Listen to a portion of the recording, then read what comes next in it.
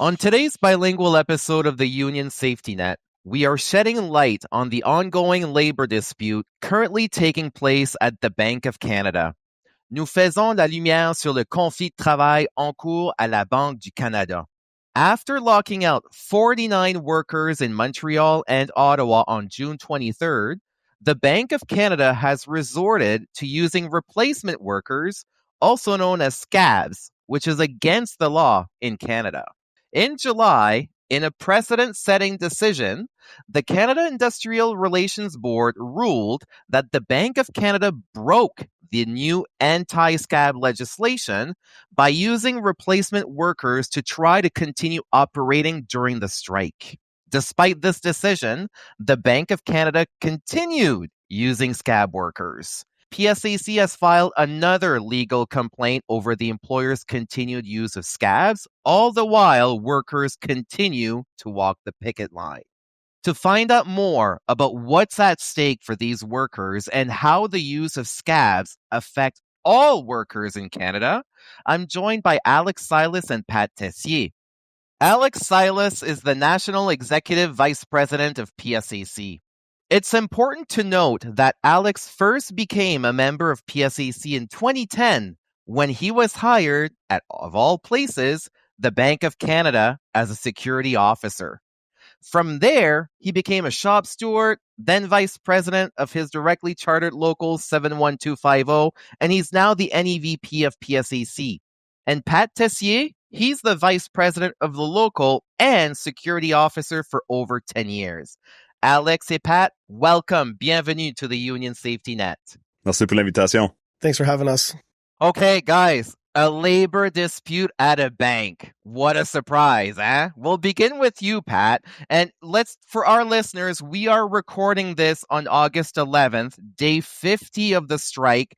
We're hoping by the time this episode airs, knock on wood, that the labor dispute is over. Let's just say that out loud. So, c'est la 50e journée sur le piquet de grève. On enregistre l'épisode le 11 août aujourd'hui. Ça fait on a espérance que lorsque l'épisode va être publié, que la grève va être résolue. So, Pat, what are the outstanding issues at the bargaining table that forced you and your coworkers to make the difficult decision to take strike action because you're sacrificing your wages, you're walking the picket line in the summer heat, you're enduring the stress of not knowing when you're going back to work. So what was so important to you and your coworkers? You're like, no, we're going to strike. Yeah. So there's two main issues. So in our little local, we have two different bargaining units.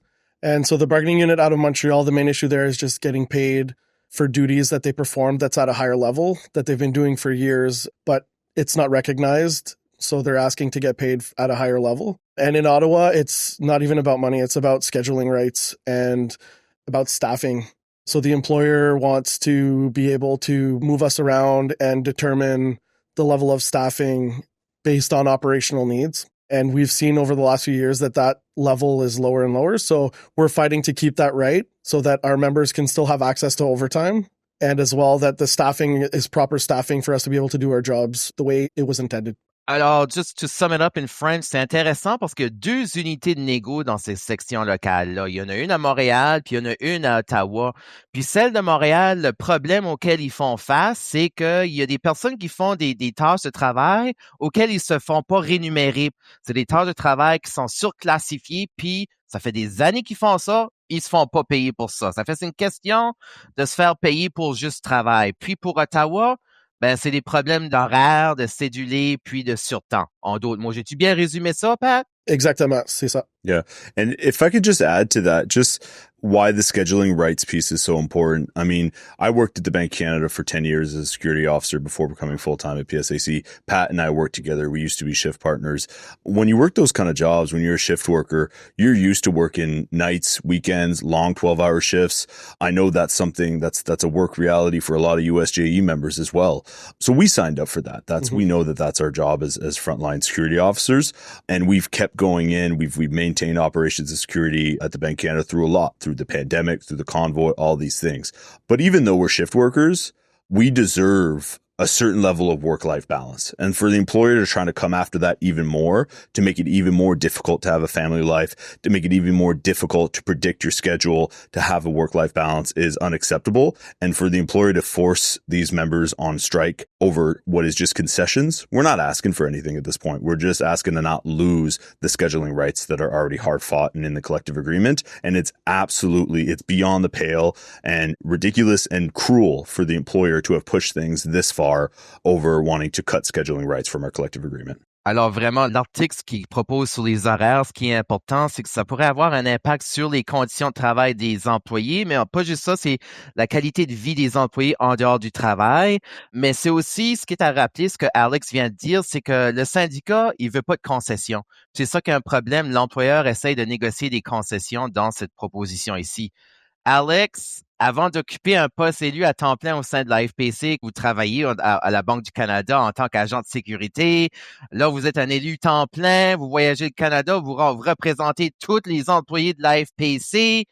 Qu'est-ce que ça fait d'apporter votre soutien à votre ancienne section locale dans ce contexte de grève? T'avais-tu jamais imaginé comme one day I'll be an EVP and then I'll have to go back on the picket line of my own workplace? Non, certainement pas. C'est quelque chose que j'ai imaginé d'être VPEN de l'Alliance, mais c'est sûr que j'aurais imaginé prendre la lutte contre cet employeur, que ça soit en grève ou que ça soit en milieu de travail. Je pense que comme élu dans un syndicat, faut jamais oublier où tu viens. À la base, moi, je suis un agent de sécurité. C'est ça ma formation. C'est là où j'ai devenu membre du syndicat. C'est là où j'ai aussi devenu délégué syndical, shop steward. C'est là où j'ai devenu syndicaliste. C'est là où j'ai appris pour la première fois les valeurs syndicales. Puis ça, c'est en travaillant aux côtés des membres comme Pat, comme les autres membres de notre section locale et les membres de notre exécutif. Donc, ça vaut beaucoup pour moi. It means the world to me.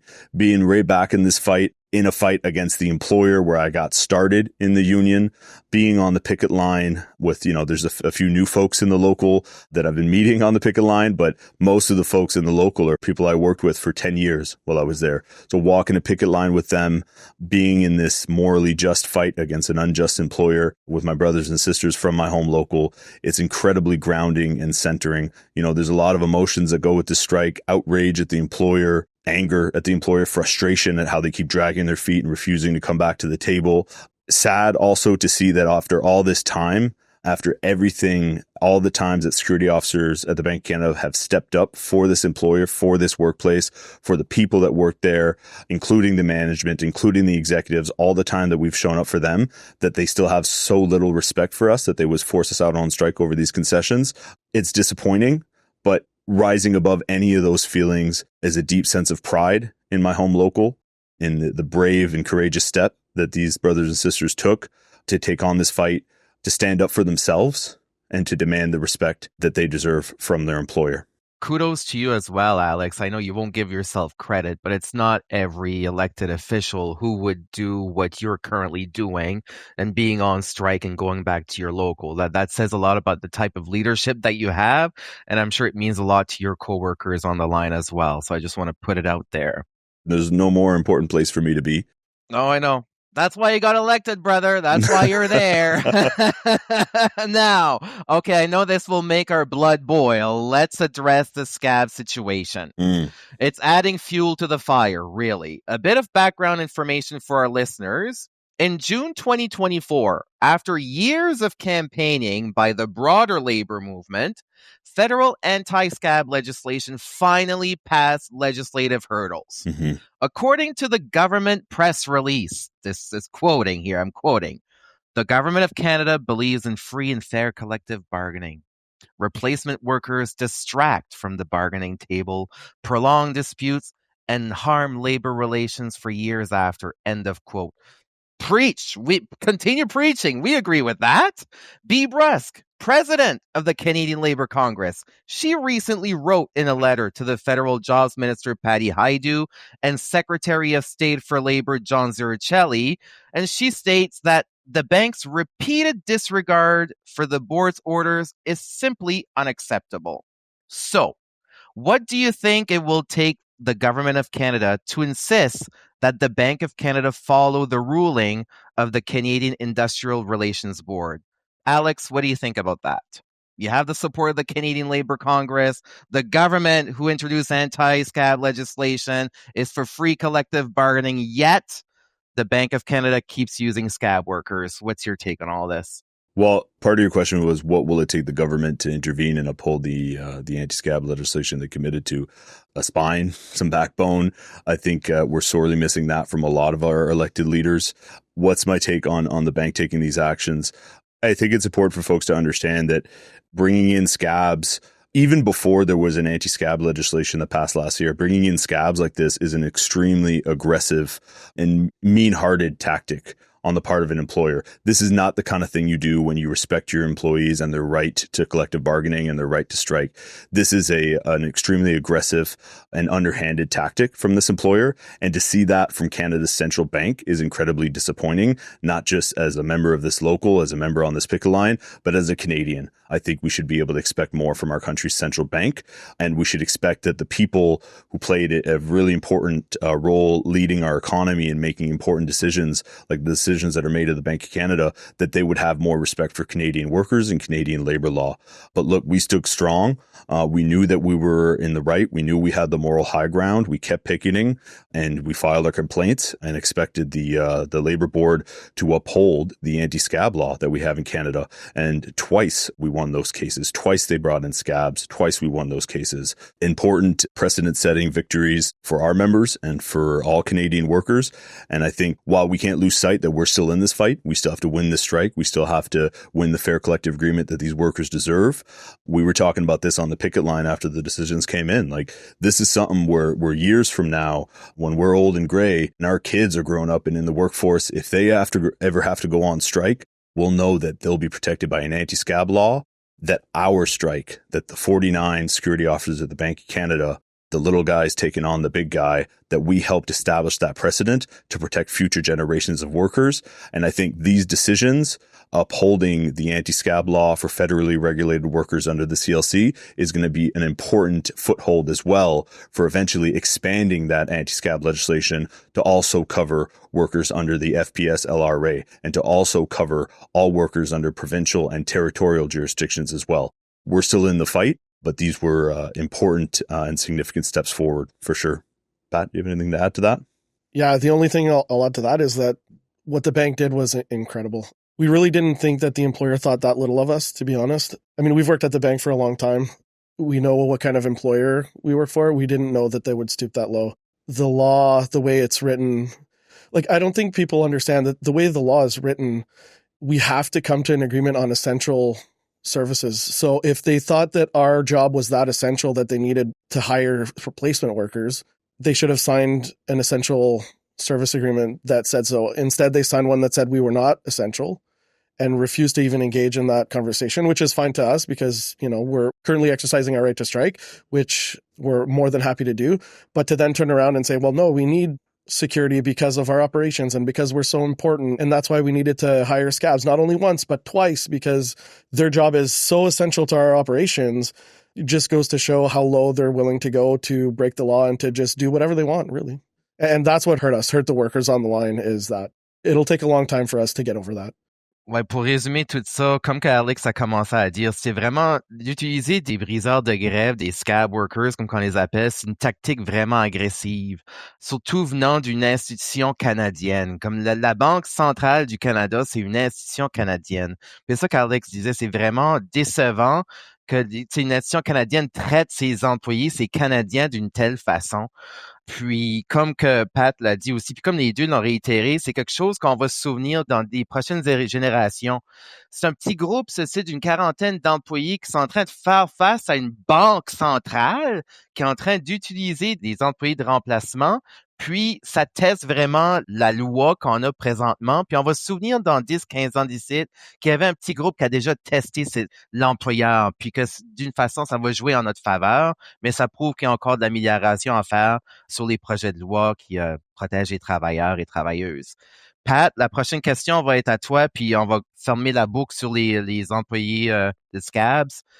Malgré la décision du Conseil canadien des relations industrielles, qui a jugé que la banque avait enfreint la loi anti-briseurs de grève, le gouverneur de la Banque du Canada, Tiff Macklem, défend la conduite de la Banque centrale. Il a évoqué les exceptions prévues par le Code qui autorisent le recours à des travailleurs de remplacement lorsque c'est nécessaire pour prévenir des menaces à la vie, à la santé, à la sécurité ou au bien. Ça fait lui, ils disent que des menaces à ça, ben, on a le droit d'utiliser des travailleurs qui vont vous remplacer. Croyez-vous que la grève entraîne de telles menaces? Non, en fait, nous sommes des agents de sécurité, puis on est au travail à chaque jour. Fait que c'est pas comme, tu sais, on est peut-être pas à l'intérieur de l'édifice, mais nous sommes à l'extérieur. Le fait que nous, on est pas au travail, ça n'engendre pas un risque. Puis Pat, pour être honnête avec toi, comme que Alex avait dit tantôt, comme il y avait eu le convoy, comme le bureau d'Ottawa était proche de ça, la pandémie puis tout ça, vous avez steppé up, le gouverneur avait-tu fermé, a-tu utilisé d'autres employés pour vous protéger dans ces situations-là? Non, absolument pas. C'est nous qui avons utilisé pour protéger la banque et tout le reste du personnel. Donc, l'autre chose que je veux dire, c'est, et je sais pas pourquoi, la décision de la board est pas sortie encore, mais juste sur l'opinion du gouverneur, il a oublié certains mots quand il a parlé de la nouvelle loi, right? C'est des menaces imminentes, pas juste générales. Puis encore là, on est là. Ouais. En fin de semaine, on a 2 agents qui ont sauvé une madame qui était d'une situation d'overdose avec du Narcan. Ils ont appelé 911 parce qu'on est juste... C'est ça qu'on fait à la journée longue. On est juste wired comme ça. On veut quand même que toutes les choses soient saines et saufs puis qu'il y a rien qui se passe de négatif. Comme on est juste wired comme ça. Je veux juste ajouter, si je peux, Seb, il y a personne de plus qualifié ou dédié ou bien placé pour assurer la sécurité de la Banque du Canada que les agents et agents de sécurité de la Banque du Canada. C'est nous qui a fait la job, c'est nous qui est formé à l'affaire, c'est nous qui est dédié à l'affaire. Et si le gouverneur du Banque du Canada était vraiment préoccupé pour la sécurité de la Banque centrale, il devait retourner à la table, enlever la concession, puis nous retourner au travail avec une entente raisonnable, avec une entente équitable et dans un environnement de respect. En amenant des travailleurs de remplacement, en amenant des Scabs, cet employeur, Tiff Macklem, le gouverneur, a mis à risque la sécurité et l'intégrité de la Banque centrale. En premier lieu, ils ont amené des Scabs de Garda, qui ont pas les mêmes formations, pas pantoute que nous autres, pas les mêmes qualifications, pas le même screening. Tu sais, ils ont amené les gens d'agents de sécurité que tu voirais à un festival de musique. Il y a rien de wrong avec ça, là, mais c'est complètement un différent job de qu'est-ce qu'on fait à la Banque du Canada. Puis là, la deuxième fois qu'ils ont amené des Scabs, ils ont amené des Pinkerton. Pinkerton, là, c'est une compagnie qui existe depuis les années 1800, là, qui est plus une compagnie de briseurs de grève, de briseurs de syndicats que ce l'est une compagnie de sécurité. Donc, c'est absolument honteux, les actions que cet employeur a prises. Il n'y a aucune excuse, il n'y a aucune bonne raison. Puis, moi, j'ai pas à m'ostiner avec Tiff Macklem de « c'est-tu nous autres qui étaient in the right? C'est-tu eux autres qui étaient in the right? » La commission a décidé, ils l'ont brisé la loi, puis ils l'ont brisé 2 fois, puis il devrait avoir honte de lui-même, Tiff Macklem. C'est non seulement qui a été le gouverneur qui a présidé à la Banque du Canada pendant la première grève de l'histoire de la Banque du Canada, il a aussi été... Il va maintenant, tu sais, lui, son historique, là, son legacy maintenant, ça va aussi être un gouverneur de la Banque du Canada qui a aucun respect pour le droit du travail canadien ou pour les travailleurs et travailleuses canadiens. Et spécialement, c'est honteux quand c'est les travailleurs de sécurité qui maintiennent la sécurité et la protection du personnel et des biens à la Banque du Canada, y inclut les exécutifs comme Tiff Macklem. Puis nous, qu'est-ce qu'on veut? C'est de retourner à la job qu'on est dédié à faire, même si les patrons ou les boss comme Tiff Macklem nous respectent pas. Nous, on veut retourner puis faire ce qu'on est qualifié puis dédié à faire. Puis ça, c'est protéger la Banque du Canada. Yeah, the bank governor, Tiff Macklem, was saying in the legislation of not being able to use scab workers, it says you can use scab workers if there is an imminent threat to health and safety and whatnot and so on and so forth, but there is no imminent threat. And the board has ruled twice against the governor's interpretation of the law, so he's in the bad for that. Alex, how does this strike compare with other strikes? This is a comparatively, in quote, small strike action. No offense to Pat and the local, because it's a smaller local. It's not thousands of workers, but we know it will have an impact on the Canadian labor movement. We talked a little bit about it. You've worked on many different strikes. What difference does it make? You know, what comes to mind when you ask that question is, what force on earth is weaker than the feeble strength of one, but the union makes us strong. Right, brother? You know, we are small but mighty. We are the little local that could. This is not new to us at PSAC DCL 71250. We've always been in this David and Goliath fight against the Bank of Canada, against the employer. We're the only unionized group in the Bank of Canada. So that context has built some incredible resiliency and solidarity and strength amongst the members.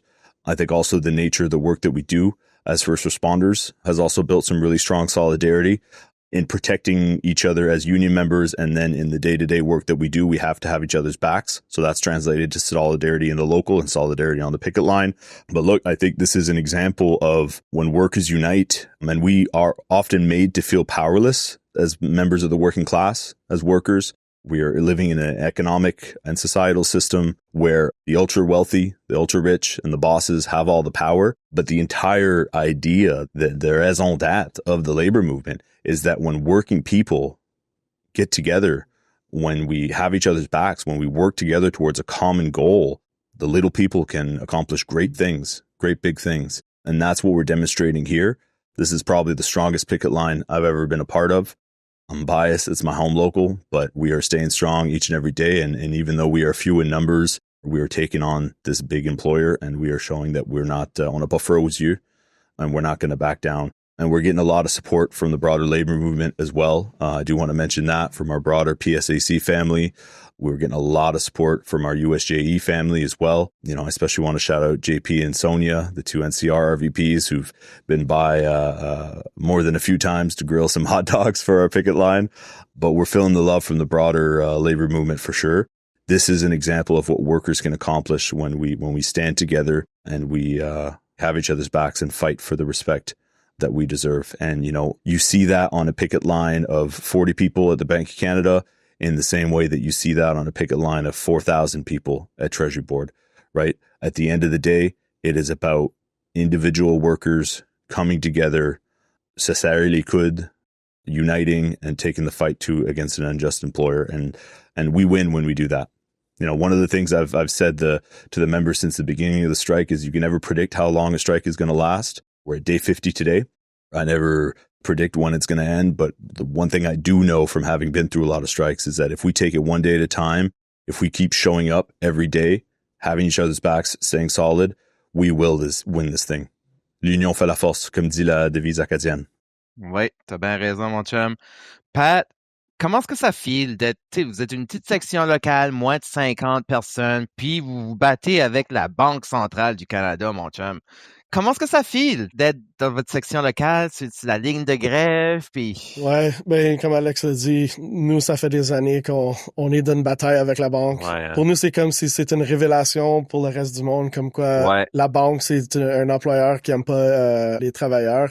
Fait qu'on est juste content que c'était pas une petite dilution. Puis on est content d'avoir le support, comme ça nous fait chaud au cœur.